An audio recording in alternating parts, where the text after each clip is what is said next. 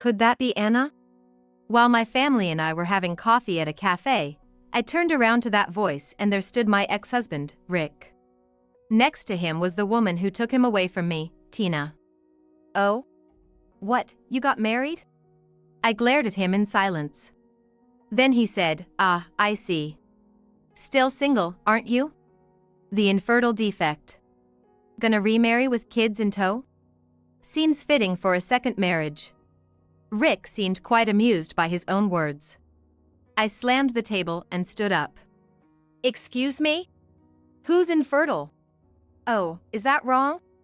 Rick said with a sneer. We left the cafe feeling disgusted. At that moment, a girl who seemed to be someone's daughter passed by. "Anna." The girl called out loudly as she ran towards me. Breathless, she said, "I'm Mia, their daughter. I have something very important to tell you. My name is Anna Smith, 45 years old. I live with my husband, Rob, who is 3 years younger than me, our daughter Sana, and my in-laws, making us a family of 5. Rob is a chef, and I'm in sales. We both tend to be workaholics. I sometimes wonder if Sana, who is about to turn 12, feels lonely because of this. However, since we live with my in-laws who understand our work and are kind yet strict with Sana, we can dedicate ourselves to our jobs without worry.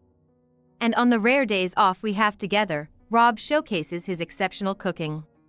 Sana envies this talent and takes the opportunity to learn cooking from him whenever she can. I could never have imagined this happiness 17 years ago. That's because, for me, Rob is a second husband. I got divorced 17 years ago. Ex-husband was a senior colleague named Rick, 5 years my senior. Back in my 20s, getting married meant transferring from sales to admin within the same company, continuing my work while taking on the role of a housewife. At that time, I thought I was leading a relatively good married life. It seems I was the only one who thought so. Because one day, out of the blue, Rick told me he wanted a divorce. "Hey, why all of a sudden?" I asked, stunned in front of the divorce papers he presented. I had no idea what was happening. Then, Rick's expression turned more serious than ever. "You know, we've never been able to have kids, right?" I was shocked. Rick had never mentioned anything like that since we got married. However, my mother-in-law often pressed the issue. Living with my in-laws at the time, I had been badgered almost every day for 3 years about when we were going to have kids. And I had tried my best to keep Rick unaware of his mother's attitude. I was concerned about not being able to have children too. But I felt that aggressively pursuing fertility treatments wouldn't immediately change our situation. It'll happen when it happens. That's what I thought. But that was naive. "Are you saying you want a divorce because I can't have kids?"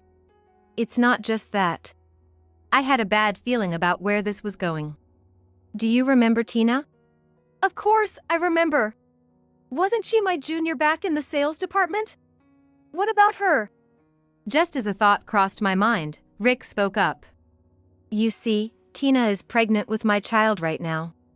"Wait, what?" I was at a loss for words at that moment. Everything was a complete shock to me. The fact that Rick had been cheating, and with Tina, a junior colleague of mine.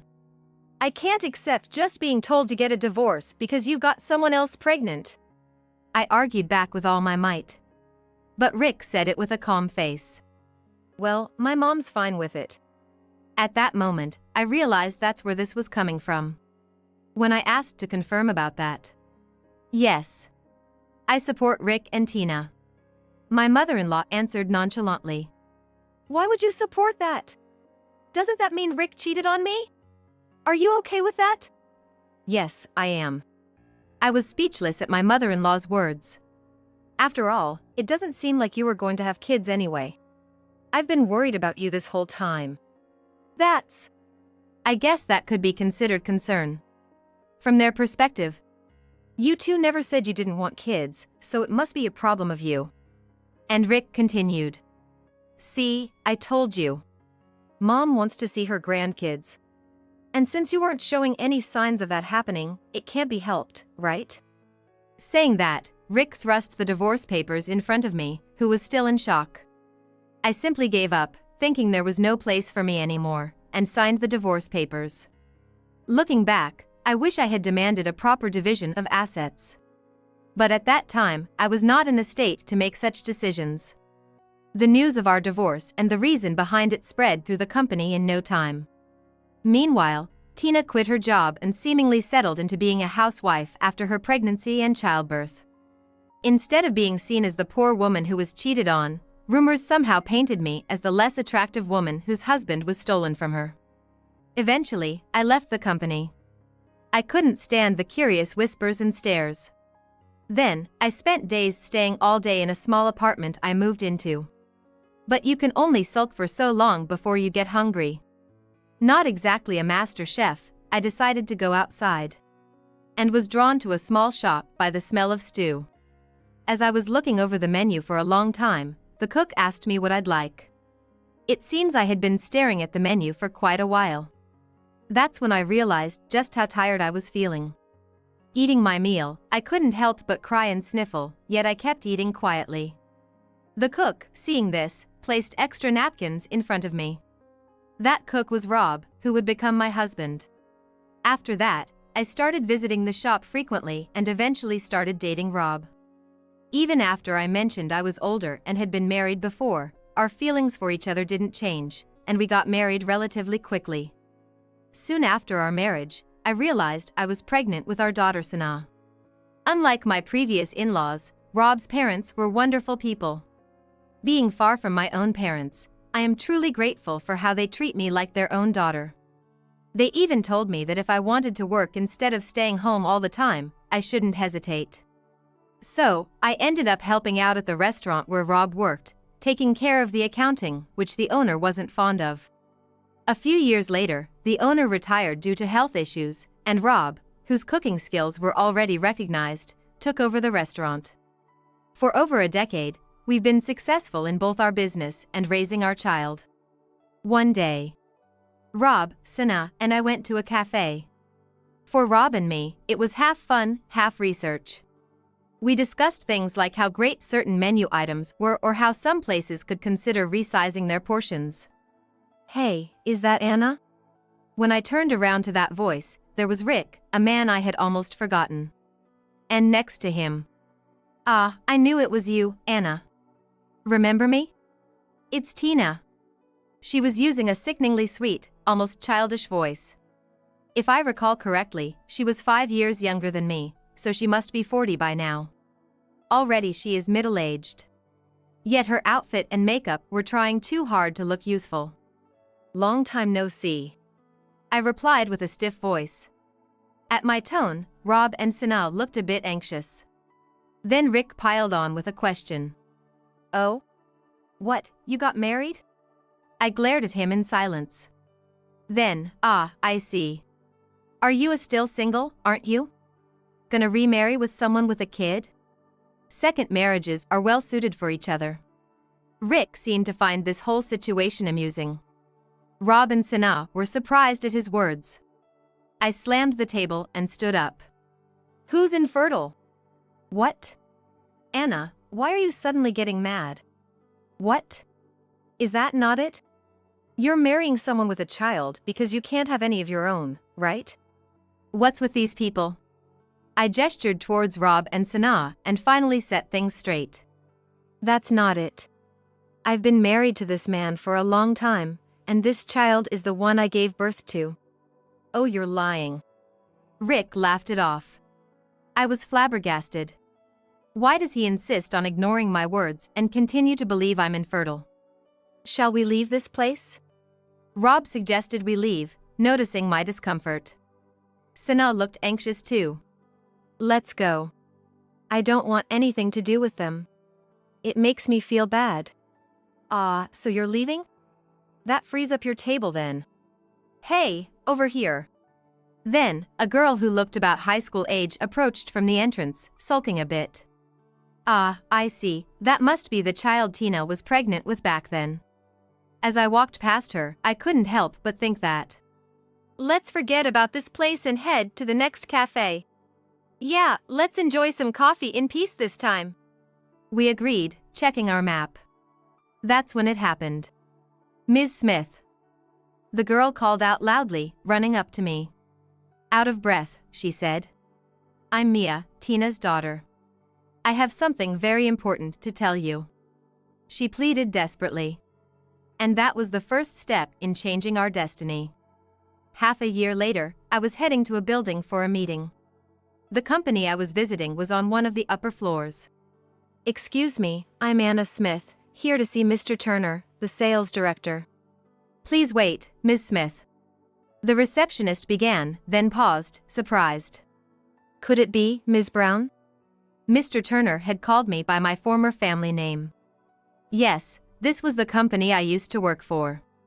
Yes, it's been a while, Mr. Turner, I said, smiling warmly at my former boss. So, the tenant moving in below is? Yes, it's my shop. Oh, what a surprise! Mr. Turner reacted with exaggerated surprise. I'm really sorry about back then. I couldn't do anything. Mr. Turner, we were in different departments back then, and I don't think you could have stopped those insensitive people. Yeah, you're right. But I still feel bad about the unpleasant experiences you had. After all, I was his boss.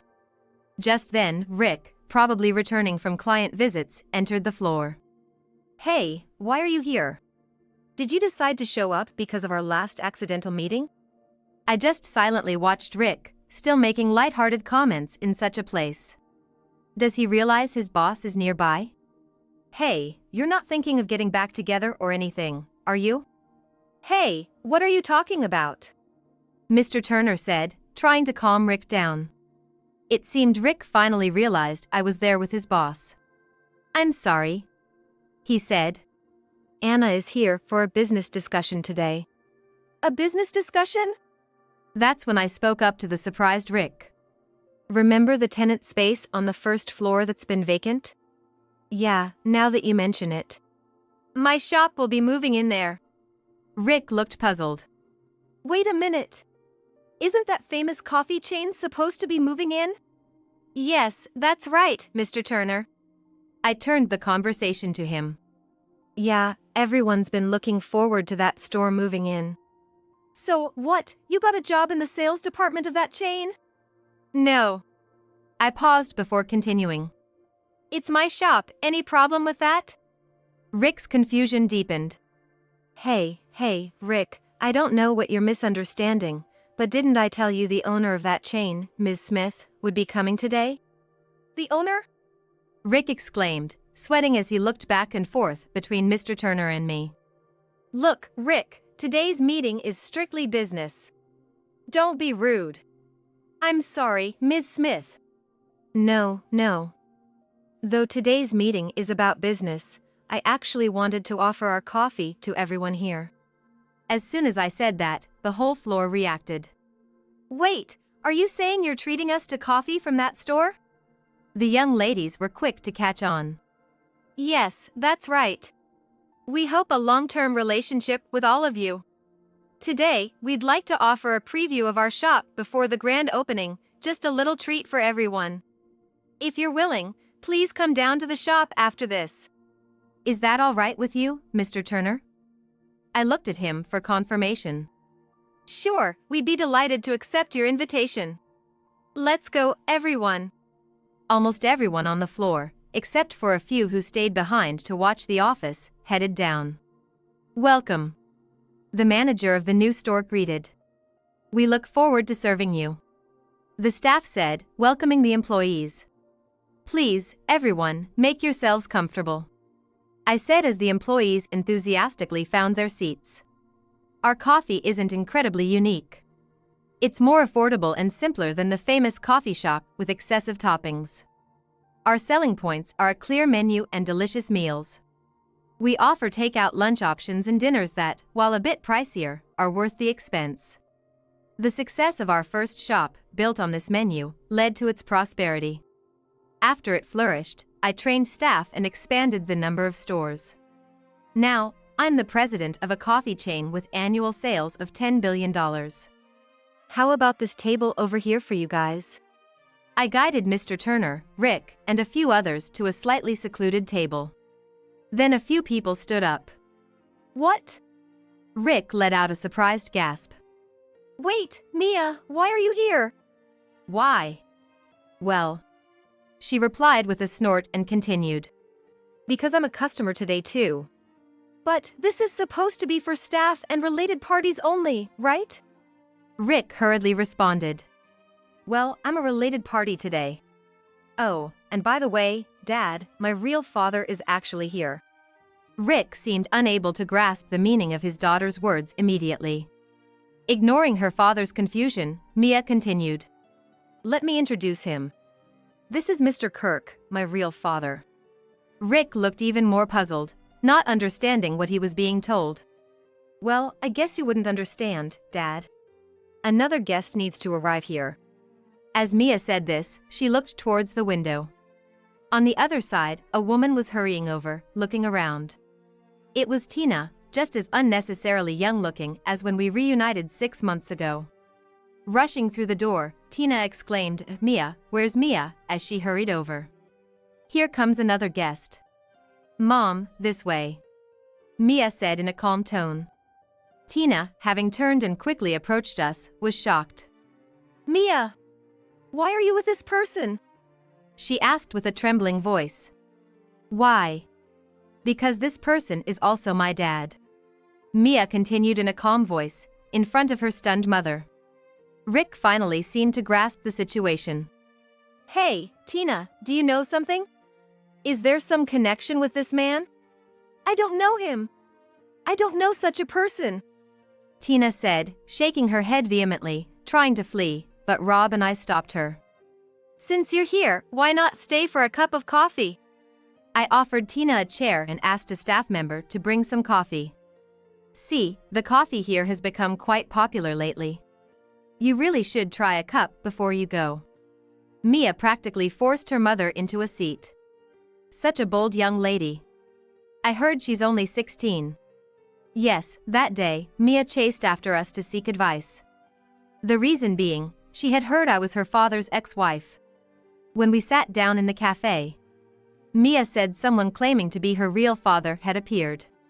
I heard that my mom got pregnant with me, and that's why you and my father divorced. Who told you? My grandmother. My ex-mother-in-law. That woman, my former mother-in-law, had actually said such a thing to her granddaughter, I thought to myself. Have you talked about this with anyone else? I asked, and she replied. No, I haven't told anyone.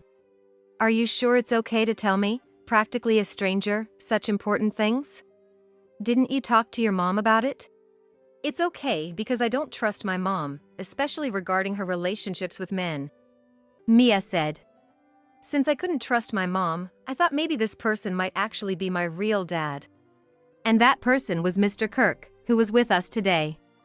Of course, she had been skeptical at first. But she became convinced after they talked about the gifts he had given her.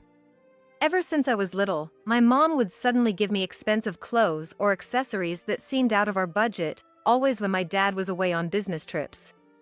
As a child, she was just happy to receive the gifts.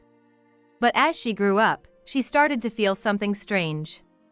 During a conversation with Mr. Kirk, she asked if he had ever sent her presents. Mr. Kirk immediately smiled happily, asking if she had received them. He remembered the details and timing of the gifts well, which matched Mia's memories exactly. That's why I asked for a DNA test with him. Hearing this, I thought she was a very strong girl to initiate such a thing. But talking like this, what do you think about your mom and dad? I don't care much about my dad. He hardly comes home. I don't know if it's because of work or what. So, Rick ended up being an indifferent parent. Even though he used the idea of having a child as a reason to leave me.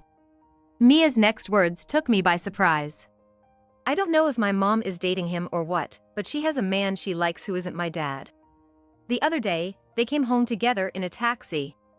The girl's words, spoken with a hint of irony, were painful to hear. But the other day, you came to the cafe with your family, didn't you? That was against my will. It was just an act of family service by my dad. In contrast, your family seemed to be genuinely enjoying themselves," she said in a sad voice. "Excuse me, but is she really not his stepchild?" "Absolutely not. This child is the one I gave birth to," I said firmly, embracing Sanaa's back. "Then, at that time, your dad was really rude to you." I had heard about it before. "Yes. In the past, I was confronted with a divorce by your father and grandmother speaking to me in such a manner. But after I remarried, I soon had this child and have been living happily ever since. I had completely forgotten about your family, to be honest. I couldn't even recognize the faces immediately." "Is that so? I'm envious." Hearing this, I felt a strong desire to help her. It seemed like there was still something twisted in that family. And over the past 6 months, I had been present at meetings between Mr. Kirk and Mia, and ultimately arranged for this meeting.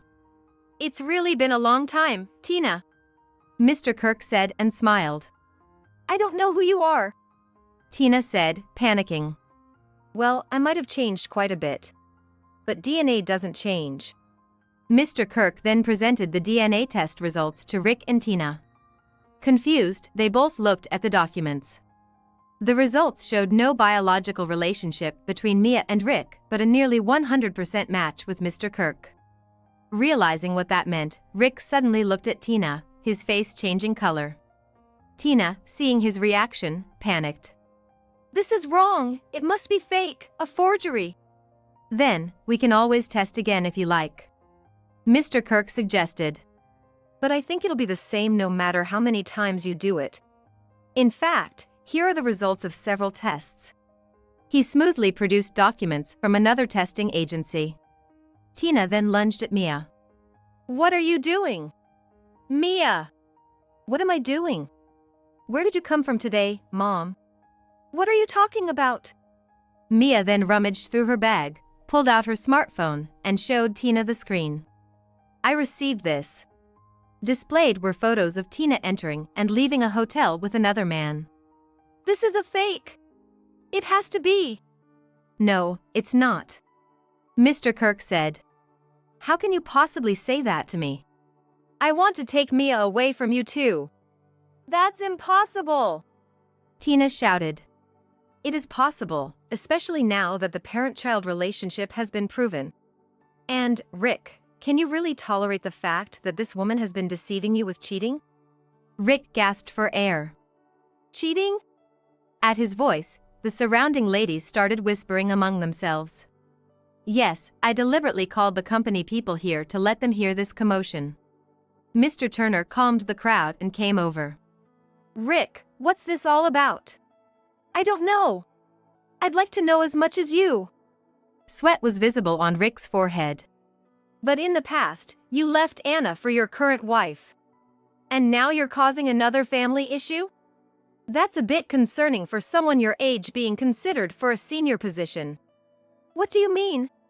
Rick looked around frantically. Then suddenly, he yelled, "Stop looking at me." In reality, not everyone was staring at him. They were just sneakily glancing. But for Rick, those sneaky glances felt like piercing stares. "What's going on? What should we do?" Tina, seeing her husband's panic, also became agitated. "Then, please come over. It's your turn," Mr. Kirk signaled. From a table a bit away, a man approached. "This is the lawyer I've hired. I'm prepared to dispute the recognition and custody of the child. What do you say?" Rick was at a loss for words, frozen on the spot. Mr. Kirk pressed on. "Is there a problem? You've been made to raise another man's child by this woman all this time. Aren't you furious?" "Yes, it's infuriating. But my mother said we don't have any children." Right. I couldn't help but say it out loud. "You've always been weak when it comes to your mother, haven't you?" Then, the whispering around us seemed to grow a bit louder. There were murmurs from the ladies, suggesting Rick was a mama's boy. Mia, you wouldn't betray me, your dad, right?" Rick's voice was frantic. Mia hesitated, then said, "Honestly, I don't really care either way." Rick seemed genuinely shocked by her words. Perhaps he had loved her in his own way. Her indifference must have cut deep. "You know, Dad, you're just too oblivious. Not just about Mom, but about me too." "What do you mean?" "Because I've been meeting with this dad here for over half a year." "You didn't know, did you?" "I knew you weren't interested in me. Maybe you were too busy with work. But not even noticing Mom's affair? What were you working for?" The sweat on Rick's forehead began to trickle down his cheeks. "Hey, you shouldn't say things like that." Mr. Kirk intervened. "But I understand it. Even if I disappeared, he wouldn't run around for me but for Grandma. He's always saying things like, good grades, Grandma would be happy, or being smart must be in our genes, never mentioning anything from Mom's side." Tina turned her gaze away from her daughter with a huff. "So, essentially, you only wanted a child for Grandma's sake, right?" "What do you say?" Asked this, Rick was at a loss for words. Then Mia looked a bit sad and said to Mr. Kirk, "See? That's the kind of person he is." At that moment, "Mia. What are you saying? Your father has worked hard every day for us." Tina suddenly shouted. "The same Mom who easily betrays him? You didn't notice either." "Well, it's true, you were hardly ever home. And when I brought it up, Mr. Kirk checked for me." "Checked?" "Yes." The lawyer responded. "Your affair investigation was requested by Mr. Kirk. We used a detective agency to gather solid evidence. Those photos were just part of it." What a mess." Mr. Turner sighed. "To cause such a stir all at once, Rick, you were excellent in sales but failed to keep a single family together." "But that's not my fault." Rick's words became weaker. Mr. Kirk pressed further. "So, what will you do?" "As I said earlier, I'm ready to fight." "No, that's not." Rick trailed off and eventually collapsed on the spot. "Call an ambulance, call an ambulance," chaos erupted around him. It seemed he couldn't handle the sudden onslaught of revelations. "We can discuss this later, then," Mr. Kirk conceded. Suddenly, Tina lashed out at Mr. Kirk. "Look at you, all high and mighty, able to use lawyers and detective agencies just like that, different from before." "That's right," Mr. Kirk replied. "Ever since I got rid of you, a money-eating curse, my finances, work, and even got a wonderful wife." Hearing this, Tina's shoulders slumped. "I'm sorry for causing a scene. Please, enjoy your time," I said with a smile to the curious ladies watching us. Afterward, I heard that Rick and Tina ended up divorcing. Not least because the former mother-in-law was furious with Tina. There were two reasons. The cheating and the revelation that Rick was infertile, which he hadn't investigated himself. In other words, the fact that Rick hadn't investigated the matter himself also fueled his former mother-in-law's anger. Once the storm passed, the woman aged rapidly, showing signs of dementia, necessitating care. Rick, once a young man and now again amid family turmoil, was criticized for his lack of management skills and sidelined to a less critical position by Mr. Turner. But honestly, that was probably the best for him now, given his mental state was shattered by the series of shocks. Rick's confidence faltered as everything he had believed in came crashing down, discovering I was not infertile, realizing he was the one who was sterile, and above all, seeing the daughter he thought adored him so readily dismiss him. It seems all the tension he had built up to maintain his place in society snapped in an instant.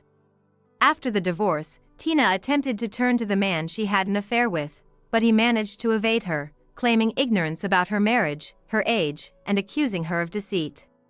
It appears Tina had been shaving a decade off her age during her affair. The look on the man's face when he learned her real age was described by the lawyer as nauseating. Knowing she was abandoned, Tina tried to rely on her parents but was rejected and ended up with nowhere to go. Tina's whereabouts have since become a mystery. What could a woman who spent her time as a housewife, sneaking around her mother-in-law to have affairs, truly do? I think she got what she deserved.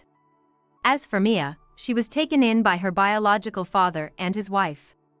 They pleaded with her to live with them for even a short time until she reached adulthood. Especially since Mr. Kirk's wife was unable to have children. Over the half-year, Mia had grown close to them. An innocent party in all this, I hope she finds happiness from here on out. Following the commotion, the new store thrived. Perhaps because of the drama, we became close with the company upstairs. To the ladies, the story of a divorced wife rising to become the president of a chain store became a source of inspiration. It's flattering, but it also shows how times have changed. Interestingly, Sana, my daughter, and Mia have been in touch. Despite the rivalry between their mothers, it seems children can find friendship in unexpected places. Though it may seem like there's hostility between the mothers, between the children themselves, there's no such relation. Despite everything, Rob looks at them warmly, cherishing our family. I want to continue working hard, caring for my family, and living happily. My dad is gone now, so why don't you get out of here too? Stay out of my life, forever. The voice hurling insults at me over the phone was my daughter, with whom I'd spent over 10 years. Alice, my husband's daughter from a previous marriage, had dramatically changed her attitude towards me, her stepmother, once she started living on her own. Then, when her father, David, passed away in an accident, her hostility escalated even more. She accused me of being a fake mother and even went so far as to demand that I renounce my inheritance from my late husband. After remarrying David, I had striven to build a good relationship with Alice. But her incredibly hurtful words shattered my resolve. I became exhausted and indifferent, finding myself agreeing to renounce the inheritance. 3 days later, you knew it, didn't you? You knew and kept quiet about it. Do something about it. My daughter frantically called me, her voice strained with panic. Just a few days ago, she had told me to stay out of it, and now, she was desperately screaming for me to fix it over the phone. Feeling a deep sigh escaping my lips, I responded in a chilly voice. My name is Naomi Parker. I live with my husband, David, and our daughter, Alice. Truth be told, Alice isn't my biological daughter. She is David's daughter from his previous marriage. David and I met, or rather, reunited, at a high school reunion. The David I saw after so many years seemed a bit worn out, troubled even, compared to his high school self. Perhaps the alcohol made him more talkative than usual. About a month before the reunion, he quietly told me that he had divorced his wife and was now raising his daughter alone. Listening to his story, I learned about his struggles, the fact that his wife had cheated, leading to the divorce, and that his daughter Alice was only in the 3rd grade and quite mature for her age. He had a hard time figuring out how to interact with her. Naomi, would you be willing to give me some advice about Alice? What? Me? I'm begging you. There are so many things I don't understand as a father, and more than anything, as a woman, you might be easier for Alice to talk to than me. Please, I beg you. I've never raised a child before, I replied. I don't think I can give you any advice. I initially refused, but it was clear that David was genuinely struggling. In the end, I reluctantly agreed to at least listen to his concerns. At first, I simply answered David's questions over the phone. About how a girl thinks, what a girl needs, that sort of thing. But things began to change when David asked me to go shopping with him for Alice's birthday present. I want to give Alice a surprise gift that she'll love. Will you come shopping with me? Having offered my advice a few times already, I didn't think much of it and agreed. But it turned out to be an excuse for a clumsy date invitation from David. After we finished shopping, he said, "Let me thank you by treating you to dinner," and took me to a nice restaurant. It was there, he confessed, "The truth is, Naomi, I have feelings for you." I was truly taken aback. And with David's confession, I realized that I was drawn to his sincerity in facing his family issues head-on. So, I started dating David, and after a few dates, we started to spend time together with Alice. When David first introduced her to me, I could tell that Alice was quite wary of me. That's only natural. She had just been separated from her mother due to the divorce, and she must have been afraid of losing her father to a woman she didn't know. Even after I married David the following year, Alice didn't really talk to me. Sylvia, a classmate of mine and David's, would occasionally call me out of concern. "How's it going? Have you gotten a little closer with Alice? You guys haven't been arguing, have you?" Not at all. Even if I start a conversation, it ends with just a yes or no. It would be nice if we could even argue enough to sustain a conversation. Well, that's true. I often consulted with Sylvia because she also had a daughter Alice's age. Girls are difficult, aren't they? They seem mature for their age. So, I shouldn't think of her as a kid? That might be right, you probably shouldn't treat her too much like a kid. Sylvia, who gave me advice based on her own experiences, was a real godsend. Moreover, it turned out that Sylvia's daughter and Alice went to the same elementary school. "You suddenly became a mother to a 9-year-old, don't rush." That's right, it all comes down to that, doesn't it? I sighed. I felt dejected, thinking that there was nothing I could do and time would eventually resolve things. David was also very concerned about the rocky relationship between Alice and me. Therefore, we decided to go on a family trip to the seaside, hoping it would serve as a turning point. "This is a beach where you can find beautiful stones, I heard." Beautiful stones. I definitely want to find them. That day, Alice, trying to keep her distance from me, started searching for stones desperately by her dad's side. I felt a little sad at this distance, but I too began searching for stones. If I found a pretty stone, I thought of presenting it to Alice.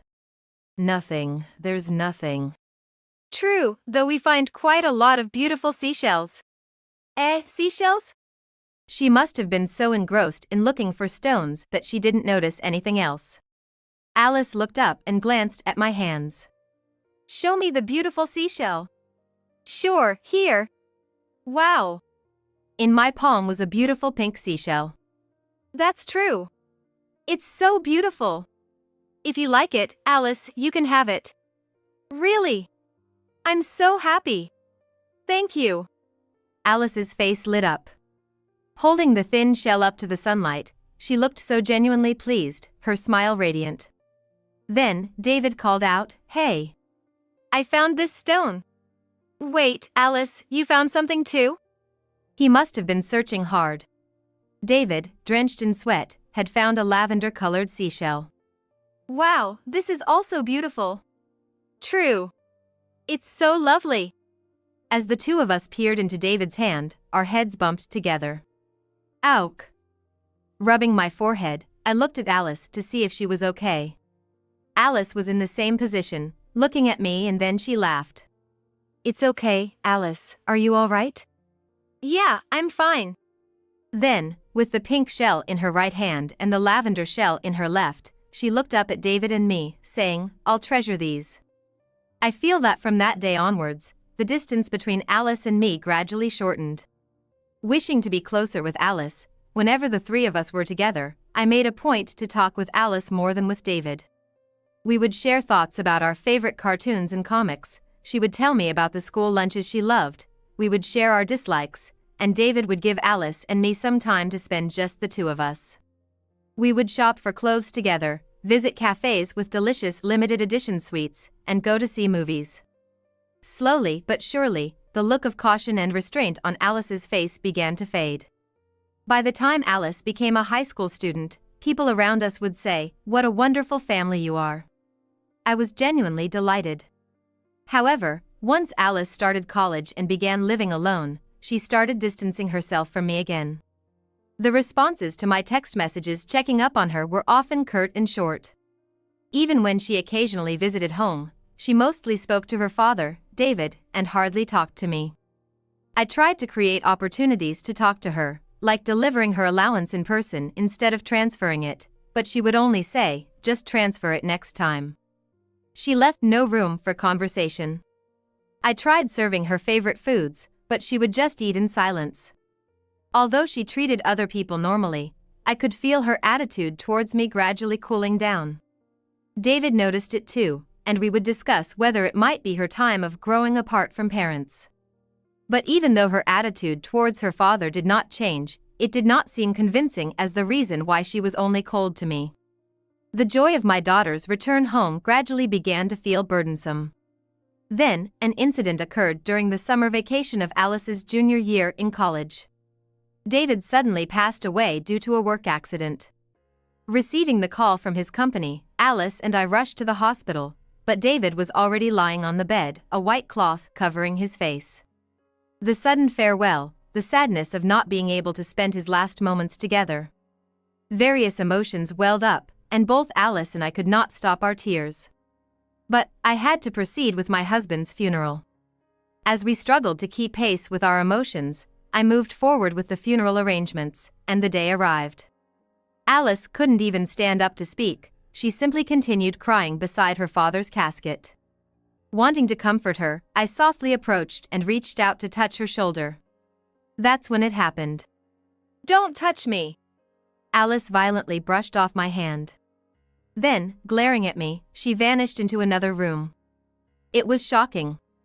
The loss of my husband was shocking enough, but on top of that, the strong rejection from my daughter struck my heart hard. In a state of shock, I somehow managed to fulfill my duties as the grieving spouse, bid farewell to my husband, and just as I finally took a breather. During his life, my husband was greatly indebted to his aunt and uncle, who came to see me, saying, "Naomi, this must have been very tough for you with it happening so suddenly." Moreover, other relatives began to gather around me, and naturally the conversation turned to David's inheritance. Afterward, they each left, telling me, "If there's anything we can do to help, don't hesitate to ask." Left behind were just Alice and me. I was truly exhausted and was heading to my bedroom to rest when it happened. "Now that Dad's gone, you should leave too." "Excuse me?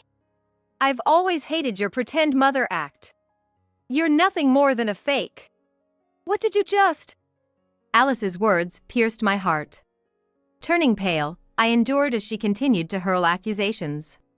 "Even when I was little, everything you bought for me, it was all just to get on my good side, wasn't it? No, And even now, you're here because of Dad's inheritance, aren't you? I heard it. I heard the aunt and uncle saying that Dad left behind a fortune of $3 million. Alice, that's not. I will never give it to you. Relinquish your rights to the inheritance. Don't ever come near me again." With a twisted smile on her face, Alice glared at me. I realized I couldn't take it anymore. "As you wish, I will relinquish my inheritance rights. I'll leave this house and everything related to your father to you. I won't have anything more to do with you." Upon hearing my words, Alice laughed with a triumphant expression. I might have imagined it, but there seemed to be a sense of relief in her expression. The next morning, I gathered my belongings and returned to my parents' house. But 3 days later, Alice, who had said to not involve herself with her, called me. "Hey! What's going on?" "What are you talking about?" "Dad's inheritance. You tricked me, didn't you?" I sighed deeply at her frantic voice. In fact, David's inheritance was indeed $3 million, but it was in debts. On the day of the funeral, the relatives and I discussed that due to David's business failures, there was a debt of $3 million, and we should renounce the inheritance of the debt as soon as possible. Having only heard fragments of the conversation, Alice had apparently assumed that $3 million was coming her way. Moreover, she had incurred a debt of $5,000 through credit card loans. Facing her own debt and the impending pile of her father's debts, Alice was in a frenzy. "You knew, didn't you? You knew it was $3 million in debt and you stayed silent. Do something." Yes, I knew. And I also knew about the $5,000 debt that Alice had incurred, which I learned from Sylvia's daughter. I had planned to relinquish David's inheritance, take on Alice's debt, and support each other as we moved forward in life. But, after the altercation at the funeral, I realized that such a life was impossible. So I told her, "You were the one who said to stay out of it. You and I are strangers now, and I can't help you anymore." Interrupting Alice, who was screaming something on the other end of the phone, I quietly hung up and blocked her number. It had been almost 3 months since David's funeral. Having renounced the inheritance, I had moved out of the family home and was living alone in a small apartment. I had set up a picture of him, a vase of flowers. "I'm sorry, I couldn't protect your precious daughter," I told the picture of David. I had been filled with regret ever since I had fought with Alice over the phone and ended our relationship. Despite knowing that Alice was already in debt, I had pushed her away when she ended up taking on even more debt. Lost in thought and feeling uneasy, the phone rang. It was Sylvia. "Naomi, Alice is in serious trouble." The panicked message Sylvia conveyed was as follows. Alice had been so shocked by the $3 million in debt that she had become a recluse, unable to do anything. Obviously, she hadn't been able to renounce the inheritance.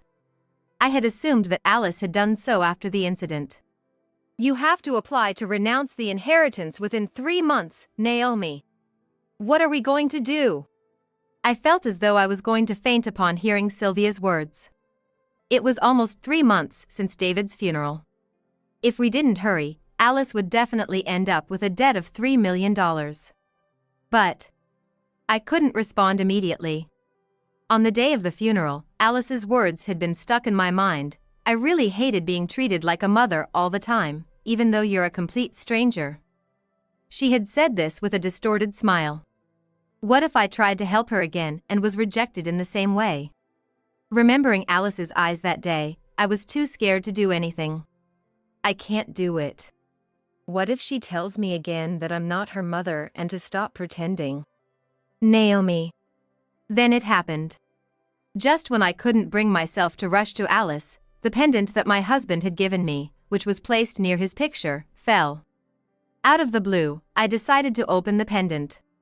To my surprise, inside it were the lavender and pink seashells we had picked up on that family vacation day, along with a short note. Apparently, David had secretly kept what Alice had discarded. The letter read, "We were able to become a family thanks to these stones and shells that day. I hope we can always stay as a family and get along well," written in David's handwriting. I was overwhelmed with tears. That's right, I wanted to be Alice's real mother. I remembered that I wanted to be a real family with David's letter. Rushing to the apartment where Alice was living alone, I rang the doorbell. Alice, who looked terribly worn out, opened the door. "What are you here for now?" Her eyes were full of hatred for me. She didn't listen to what I had to say and tried to send me away. "You're the one who abandoned me when I asked for help. What are you doing now? Just leave me alone." She said this and began throwing whatever was close at hand. I was on the verge of breaking down under the weight of her rejecting gaze. But, in truth, I don't want to give up on you. I don't want to give up on being your mother. Yes, there were things about your behavior back then that made me think. There are parts that I still can't accept. Feelings that are hard to forgive. However, my feelings of love for Mika as my daughter, and my feelings of cherishing her, were real emotions inside me. I reached out to hug Mika, pouring out all my feelings that I'd held in until now. "So, that's why, I want to live with you from now on, I want that." Hearing this, Alice stopped throwing things, perhaps she couldn't hold back any longer. And she began to sob violently in my arms while she thrashed about. And, while crying, she told me that when she first saw my face, she was scared. That she might lose the memories and time she had with her real mother. That she knew I was kind to her. That it was painful not being able to accept that, even though she knew. Because it was painful, she had to convince herself that my kindness was hypocrisy. She's just doing it to be liked by Dad. The arm of Alice, who until then had been pushing away from me, I felt wrap around my back. We cried out loud as we hugged each other. The next day, we rushed to see the lawyer. The lawyer who had informed Alice about her father's debt. The lawyer told us he had been waiting for Alice's request to disclaim the inheritance. And he immediately started on the necessary procedures. In the end, Alice's disclaimer of inheritance was just in time. It was fortunate that Alice had received an explanation about David's remaining debt from the lawyer 3 days after the funeral. I turned pale when I heard that the application deadline for the disclaimer of inheritance is 3 months, But the start date of that deadline is not the day David passed away, but the day Alice properly learned about the debt. Thanks to the difference of those few days, we were somehow able to prepare the application in time. I am truly grateful to the lawyer for responding to our sudden request. As for Alice, she seemed relieved that the process of disclaiming the inheritance had gone smoothly, preventing a situation where she would have to take on a large debt, and she was in bed for a few days. After she was able to get up, she seemed to be overly cautious around me. It was Sylvia who told me that Alice seemed to deeply regret her attitude towards me on the day of the funeral. It seems she said to my daughter, she wants to apologize but it's awkward and she can't start the conversation. That makes sense. Hey, Naomi. Aren't you being a little too careful? Really? Sylvia on the other side of the phone said a bit angrily. Just like when you stormed into Alice's place the other day, isn't it okay to voice your feelings more? But until Alice's feelings settle down, it's better not to say anything too strong. You decided not to give up on Alice, didn't you? That was true. I had decided then that I wanted to become Alice's real mother. And so, I began to make an effort to convey my true feelings to Alice. In response, Alice stopped trying to hide her feelings. When our opinions clashed, we even started to argue. I was happy. 10 years have passed since my husband passed away. I was in a small hospital room. In front of me was my daughter lying next to a newborn baby. Seeing my daughter's gentle smile as she blissfully watched the sleeping baby, I felt an overwhelming sense of happiness. Mom, you can hold my baby. Is it okay? Yes. For me, who had no experience giving birth, this was my first time holding a newborn baby. I didn't know how to pick up this soft, tender being, and my daughter laughed at my confused state. Well, it's my first time. My daughter sat me down on a chair, guided my arms into position, and gently placed the baby into them. She's warm. Tears naturally started to flow. David surely would have loved to hold her too. You wanted to show your father the baby, didn't you, Alice? Alice then laughed again. Mom, you holding her is enough for me. My husband, Derek, was rushed to the hospital from his business trip. After receiving the call, I hurried to the hospital. However, I'm much better than an ugly wife like you, aren't I, Naomi? I witnessed an unbelievable sight there. My sister-in-law and husband were naked, hugging each other. Shock and revulsion surged within me. It's just unthinkable. They're siblings by blood, aren't they? I heard my sister-in-law's seductive voice and instinctively covered my ears. What was I, who had shed so many tears and anxiety when I received the call, worrying about my beloved husband might be gone? I want those tears back. No. That's not it, Naomi. Even if I got it back, I could never forgive them. They betrayed me. I absolutely cannot forgive them. I turned on my smartphone, which I was clutching so hard with anger that it was about to break, and called someone. Someone they wouldn't want to see the most. My name is Naomi. I am a 35-year-old working housewife. I've been married to Derek, who is 2 years older than me, for 5 years. Derek was a senior at the high school I attended. Though at that time, we barely knew each other. We found out that we both graduated from the same high school during our first date. Right before meeting Derek, I had just broken up with a long-term boyfriend. Thinking that I needed a fresh voice to forget my old love, I somewhat recklessly decided to attend a speed dating event. That's where I met Derek.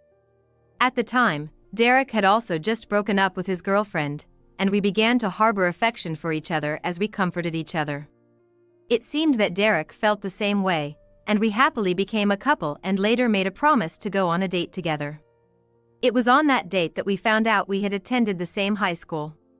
The familiarity that came with this discovery led to a serious relationship with a view to the future. After several years of dating, we got married. I think Derek is a great man to live with as a spouse. He shares the housework and never forgets to make events like birthdays and Christmas enjoyable. Moreover, Derek works for a reputable company, so he hardly ever has overtime or work on weekends. Since we don't have children, he showers me with all his love. I am truly grateful to be married to him. However, while we were enjoying our married life, there was one thing that was bothering me a little. It was the relationship with my sister-in-law. She is 3 years older than Derek, married, and lives about 10 minutes away from us. It seems she had adored Derek since they were children, and when they were in elementary school, they were together all the time. Even in middle school and high school, her affection for Derek remained the same, and even as an adult, it continues. Derek will always be my beloved little brother. I'm the wicked woman who stole her dear brother from my sister-in-law. When I went to my husband's family home to announce our engagement, she told me that to my face. I don't expect to be best friends with my sister-in-law, but I do hope for a normal relationship with a family member. But it seems like a pipe dream. So, I try to avoid contact with her as much as possible. However, my sister-in-law seems to be indifferent to such considerations. If she feels like it, she would call me to nitpick and nag. Hello, Naomi? You still haven't quit your job? Stop thinking only about yourself and quickly become a full-time housewife to support Derek. I've told you this many times. Derek can take care of himself. He'll be fine even if I don't support him. Stop backtalking.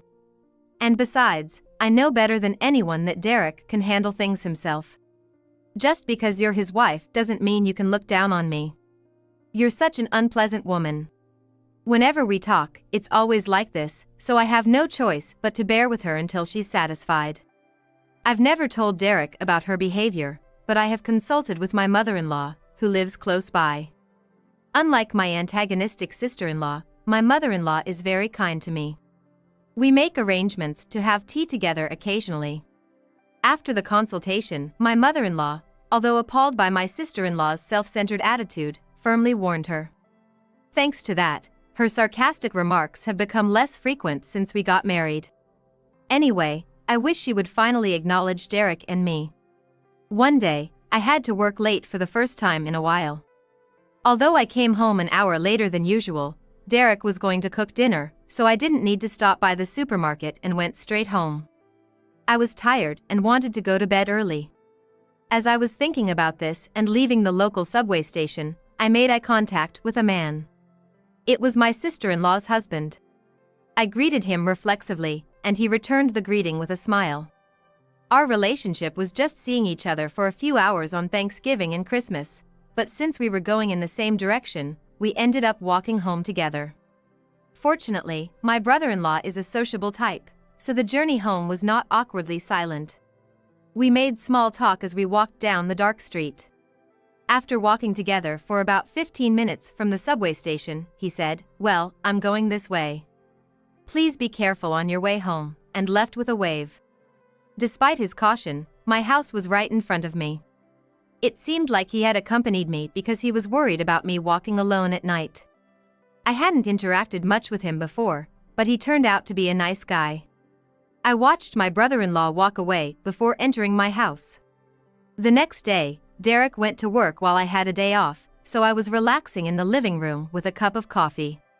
Then the doorbell rang, indicating a visitor. I put my half-finished coffee on the dining table and peered into the monitor for the intercom. There stood my sister-in-law. Maybe she had come to make another snide remark. Even though I was fed up, I headed to the front door. I could have ignored her, but it would have been more trouble if she found out that I was pretending not to be home. I hoped that she would leave soon if I just listened to her without responding. As soon as I opened the front door, my sister-in-law grabbed my shoulder and raised her voice. "You're having an affair with my husband, aren't you? You're truly despicable. And here you are, looking so innocent, but not giving us a moment's rest." For a moment, I couldn't understand what she was accusing me of. As I stood dumbfounded, my sister-in-law became even more incensed. "Why the surprised look?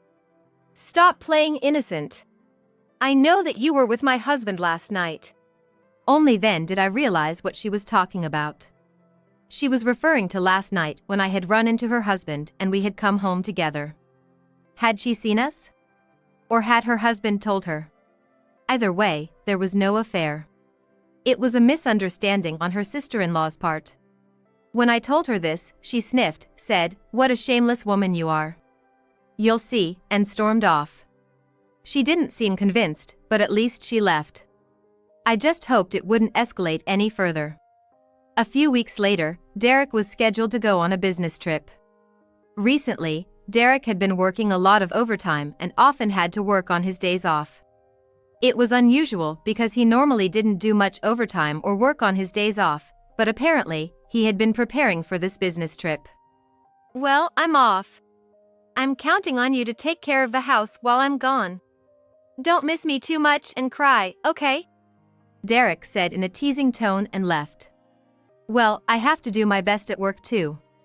I was just about to hit the busiest time, so I had 2 busy days ahead of me. And on the morning of the 3rd day after Derek had left for his business trip, while I was getting ready to go to work, my phone rang. The number displayed on my phone screen was unfamiliar. Who could it be this early in the morning? "Hello, who is this?" In response to my question, the person on the other end of the phone said they were from the city hospital. That didn't ring any bells. It seemed to be a hospital located about an hour away from my house, and I hadn't been to the hospital recently. I had no idea what they were talking about. Are you sure you have the right person? I don't mean to be rude, but I've never been to your hospital."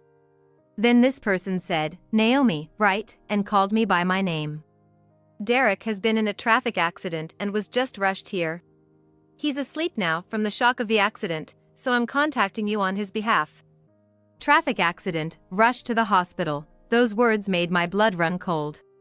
Is Derek all right? It seems there's no immediate danger to his life, but it would be best if he stays in the hospital for 2 or 3 days just to be safe. Could you come to the hospital so we can explain in detail? I replied, "I'll be there right away," confirmed the detailed address of the hospital, and hung up. Then I explained the situation to my workplace. My boss was very concerned and said they would treat it as paid leave for the time being. So I changed out of my work uniform into my regular clothes and decided to go to the hospital.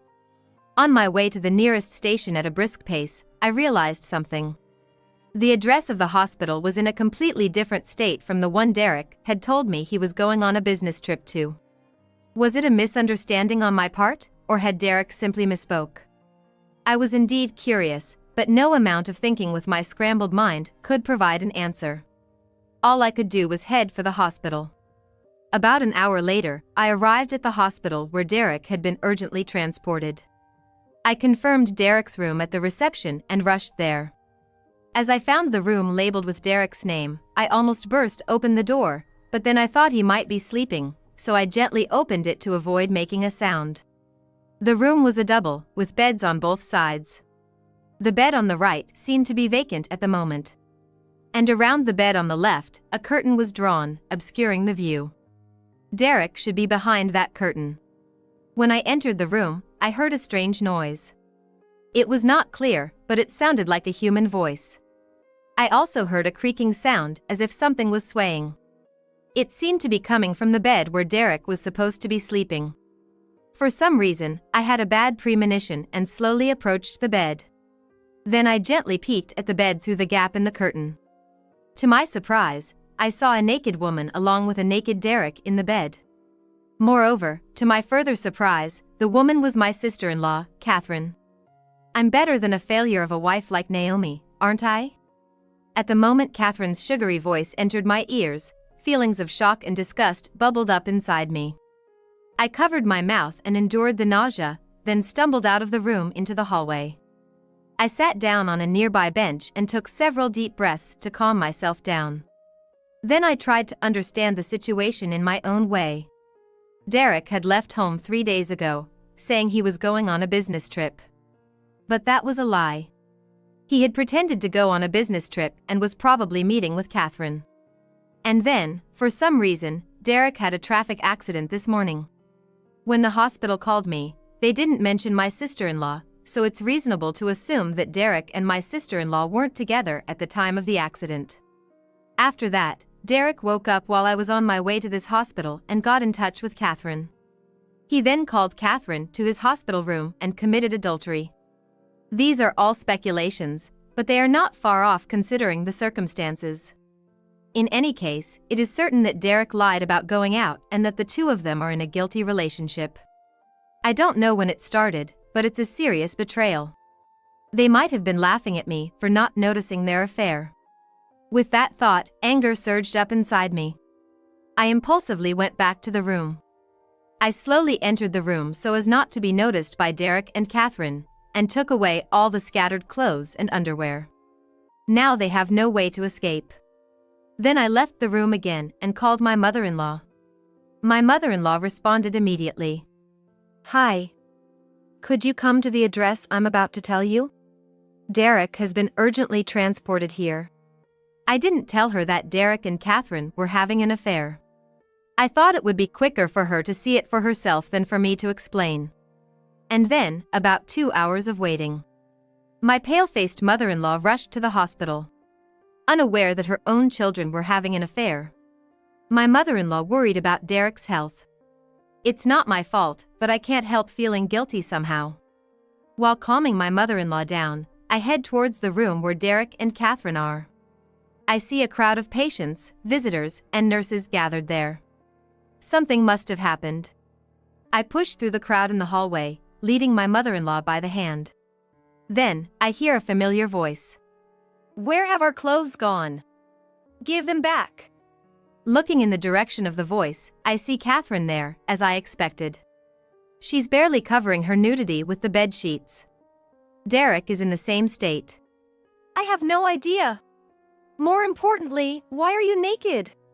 What on earth have you been doing here?" A nurse confronts the two, raising her voice. "Huh? What's happening? Derek was rushed here, and then..." My mother-in-law, a little behind me, mumbles this in confusion. The two, noticing our presence, widen their eyes in unison. "Derek and Catherine's clothes are with me. If you want them back, explain everything. Are the two of you having an affair?" I held up their clothes and underwear. Apparently not liking that, Catherine, without worrying about her sheet coming undone, steps up to me. "Don't you get cheeky, you're just a wife who came into our family. Yes, we love each other. You're the one who barged in afterwards." As Catherine shouts this, Derek, standing behind her, nods repeatedly. "Besides, wasn't Naomi also having an affair? I heard from Catherine that you were secretly meeting her husband." Derek said this with a triumphant look. Looking at Derek, all my love for him is completely gone. So, he trusts Catherine more than me. I don't have the slightest regret anymore. As I try to retort, my mother-in-law speaks up before me. "You too! I never thought you both could be so stupid. I'm done with you. You can't cross our doorstep ever again. Just go wherever you want together." A stern, low voice, unlike the usual kind mother-in-law, scolds the two. Whether overwhelmed by her anger or finally realizing the gravity of what they had done, Derek and Catherine lower their heads and say nothing. I toss their clothes and underwear at them. The sight of them scrambling to gather the clothes scattered on the floor is utterly ridiculous. "Derek, I didn't have an affair. Your sister just misunderstood. We can't continue as a married couple anymore. Prepare yourself once you're discharged. I'm going to make you pay a large amount in property settlement. And of course, I'm also going to make a claim against your sister, so be prepared for that." Upon my declaration, Derek and Catherine, still covered in sheets, droop their shoulders. Some time after, I officially divorced Derek. After the incident, I left the hospital with my mother-in-law, leaving the two behind. Derek, who was supposed to be admitted, was severely scolded for causing a major disturbance in the hospital, and Catherine was apparently banned from entering. And as I declared, I demanded money from both Derek and his sister. Moreover, Catherine's husband, having learned of the situation, also filed for divorce and sued them. They're working day and night, drenched in sweat, to make the massive payments. After becoming single, Derek and Catherine seemed to have lived together for a while, but their life was hard, they fought constantly, and soon separated. Perhaps part of them was intoxicated by the situation of their affair. Without that, there's no point in being together, they might have thought. Afterwards, Derek tried several times to win me back. I had no intention of getting back together. The third time he tried to get back together, I told him that if he didn't leave me alone, I'd call the cops. Since then, he's stayed out of my sight. So now, I don't know what Derek is up to, but since he paid the settlement, he must be managing somehow somewhere. And as for Catherine, she seemed to be just scraping by with day labor jobs, but it looks like she hit her limit and finally started working in the night industry. Come to think of it, a few years back, Catherine used to say harsh things like, "Women who work at night are miserable." I wonder how she feels now, becoming that miserable woman herself. I hope she is reflecting on her actions. As for me, I made a fresh start and moved. Now, I live in an apartment close to my workplace. I still keep in touch with my mother-in-law every now and then. At first, she was terribly depressed, but recently, she seems to be gradually regaining her spirit, which relieves me. I plan to have a tea party at my house this coming Sunday. Being betrayed by someone I trusted, I thought it would be a while before I could get back on my feet. But thinking that this is the start of my second life, I can't afford to brood over it forever. I swore to myself to live positively to seize happiness.